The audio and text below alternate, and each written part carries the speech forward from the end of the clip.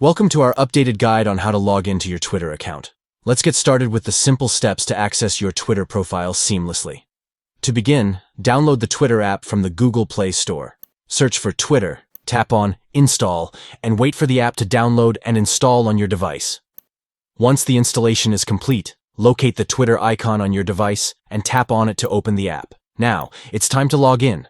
On the welcome screen, you'll see the login option at the bottom.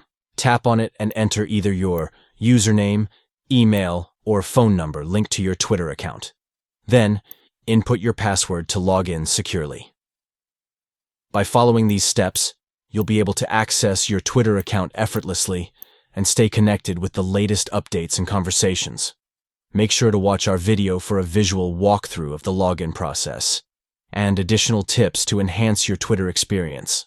Logging into Twitter has never been easier.